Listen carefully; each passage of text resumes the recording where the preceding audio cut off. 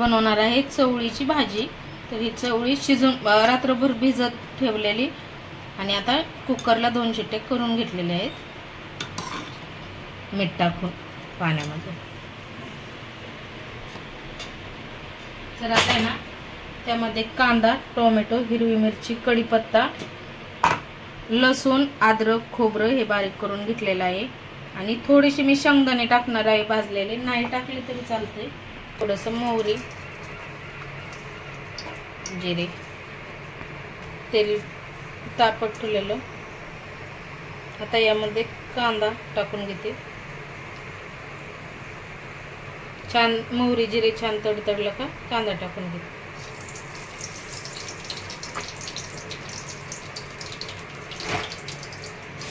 कांदा छान परतला का यामध्ये आपल्याला टोमॅटो ते टाकून घ्यायचं। हिरवी मिरची पण लगेच टाकते। कढीपत्ता,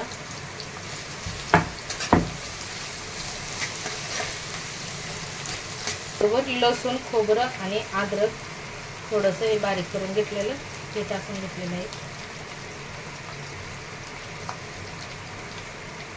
मीठ टाकून घेत आहे चवीनुसार।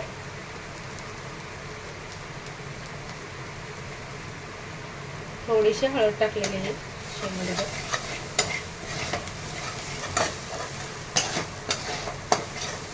त्यामध्ये टोमॅटो टाकून घेतलेला आहे।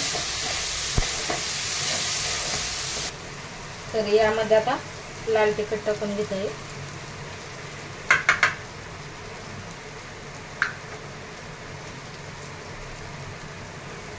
मीठ मसाला किंवा गरम मसाला टाकू शकतो।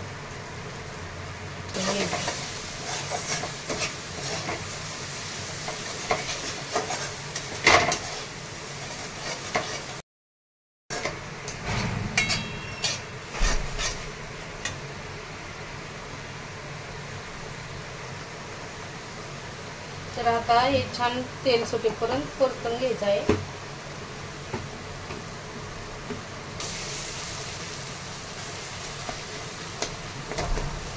यामध्ये आता हे चवळी टाकून घेत आहे।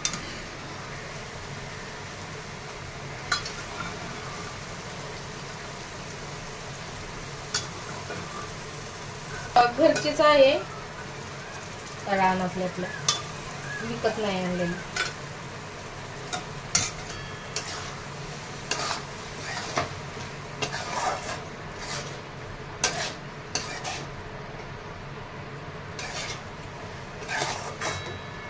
चवीनुसार मीठ आधी शिजताना मीठ टाकलेलं आहे आणि नंतर कांदा हे परतताना पण मीठ टाकलेलं आहे। पाणी टाकून घेतलं त्यामध्ये।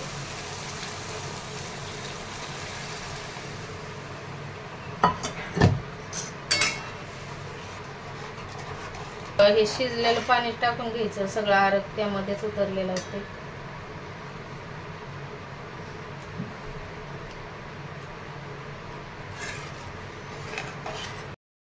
थोडासा मी शेंगदाण्याचा कूट टाकून घेत आहे 1 चम्मच।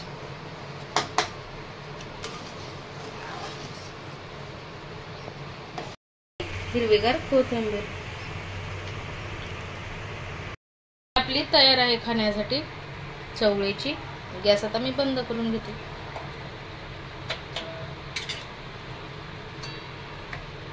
पाहू शकता किती छान झाली।